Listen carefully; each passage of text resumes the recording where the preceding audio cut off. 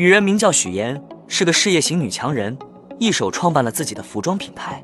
男人名叫沈浩明，是金达集团的公子哥，也是许妍即将离婚的丈夫。曾经的他仗着家世对许妍的付出不屑一顾，直到许妍下定决心离开，他才幡然醒悟，原来自己早已离不开这个女人。为了挽回妻子，沈浩明借着儿子学校家长日活动的由头，主动约许妍见面。然而许妍只同意在咖啡厅谈，可对沈浩明来说，这怎么能够？他的军师姐夫早已指点迷津，男人追妻就要放下面子，主动出击，只要自己不尴尬，尴尬的就是别人。于是沈浩明直接无视了约定，在许妍约定的前一天就杀到了他的公寓楼下，美其名曰顺路拜访。进了门，沈浩明便开启了他的赖着不走计划。他先是借口要接收许妍发来的文件，抱怨屋里信号不好，然后自告奋勇的要帮忙修理路由器。许妍说已经约了师傅，他却充耳不闻。3下5除2就把路由器重启。可当许妍报出 WiFi 密码后，他却再次声称连不上，非要再检查一遍。就这样，他以检查信号为名，把许妍家从客厅到卧室再到洗手间都巡视了一遍，甚至连床下和衣柜都没放过。修好了网络，他又顺手帮许妍换起了窗帘，嘴里还说着女生登高危险。闻到厨房飘来的椰子鸡汤香味，他更是毫不客气地凑上前，一副男主人的姿态。眼看许妍煲汤是为招待珍贵的客人，他更是打定主意要耗下去，看看究竟是谁要来。就在这时，门铃响了，沈浩明抢在许妍前面开了门。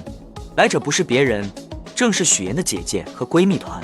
这群娘家人显然对沈浩明这个前夫哥充满敌意，沈浩明却面不改色，热情地将他们迎进门，又是端茶又是倒水，俨然一副男主人的样子，还声称要感谢大家对我妻子的照顾。闺蜜们可不吃这套，当即开启了指桑骂槐模式。他们故意玩起4字成语形容前任的游戏，油盐不进，有眼无珠，不识好歹，一个个充满火药味的词语全都砸向沈浩明。然而沈浩明不仅全盘接下，还在闺蜜们幻想如何报复前任时，抛出了一个重磅炸弹。他云淡风轻地表示，自家集团旗下的商场即将开业，邀请大家随便逛，他来免单，而且是全部免单。话音刚落，闺蜜们的态度180度大转弯，前一秒还是孤独终老，后一秒就变成了狼艳独绝，公子无双，瞬间倒戈。送走难缠的闺蜜团，沈浩明又以各种理由拖延，直到天黑才恋恋不舍地离开。临走还不忘叮嘱，以后 WiFi 有问题随时找他。他的死皮赖脸让许妍又气又无奈，却也让一旁的姐姐看出了端倪。另一边，沈浩明的追妻之路并非一帆风顺，他的秘书受他指使，试图用卖惨策略打动许妍。秘书拿出许多沈浩明思念成疾的偷拍照，说他深夜在许妍楼下徘徊，出差在外看着许妍的照片才能入睡。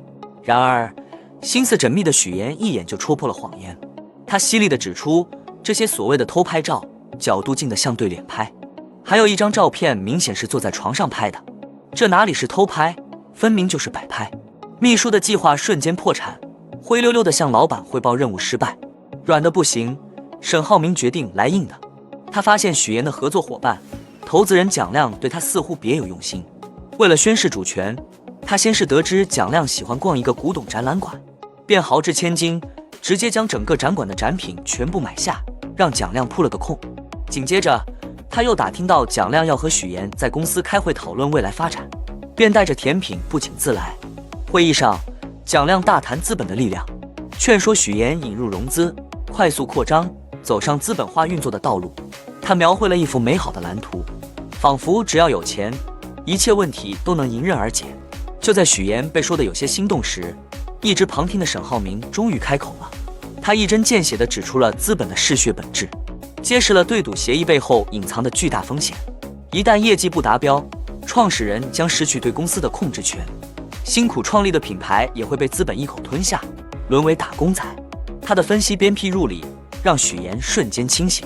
紧接着，沈浩明抛出了自己的方案，现阶段应坚持线上预售，保证健康的现金流，将控制权牢牢掌握在自己手中。同时，要着力打造品牌 IP 生态矩阵，通过开发爆品和衍生品，形成独特的文化核心。当品牌本身足够强大时，再去与资本谈判，才能拥有议价权和保护自己的能力。他强调，许岩要做的是老板，而不是帮资本打工的职业经理人。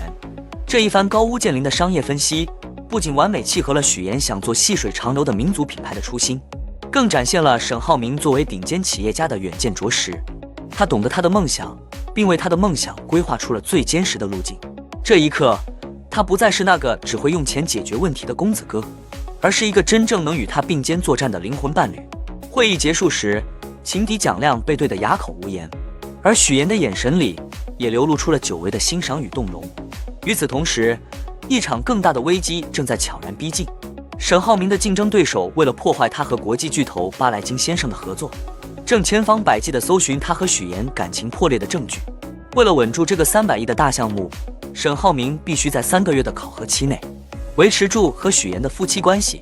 面对前夫哥如此精准的商业助攻和情感攻势，许岩是否会回心转意？